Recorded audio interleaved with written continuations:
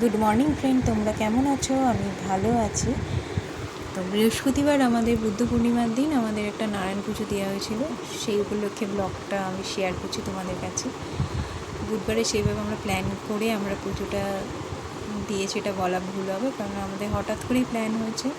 তো বৃহস্পতিবার ঠাকুরমশাইয়ের কাছে আমার মা যায়, গিয়ে পদ্মটা নেন, দেন তিনি সমস্ত কিছু জিনিসপত্র কেনাকাটি করে আনেন। তারপরে আমাদের পুজোটা হয়।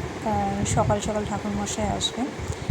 যাই হোক, সকালবেলা ঘুম থেকে উঠে এদিকে মা লক্ষ্মীর বাড়ির পুজো সেটা আমরা দিয়ে, তারপর আমি যেখানে নারায়ণ পুজোটা করা হবে সেখানে আলপনা দিয়ে সেখানে খাটিয়া পেতে দিই, যেখানে ঠাকুরকে বসানো হবে, ঠাকুরমশাই পুজো করবেন।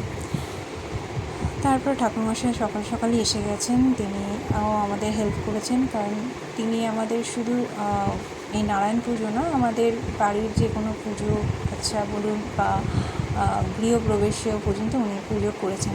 সব কিছুতে ওনাকে ডাকা হয়, খুব ভালো। তো যাই হোক, সেদিন আমাদের পুজো টুজো কমপ্লিট হয়েছে খুব ভালোভাবে।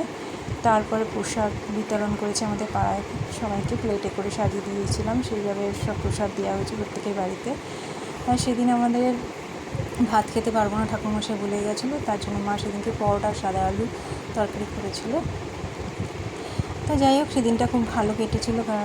তো যদি তোমাদের ভালো লেগে থাকে আমার এই ভিডিওটা, তাহলে আমাকে জানিও। চলো, বাই বাই। নেক্সট কোনো ভিডিওতে আবার দেখা হবে। Bye bye.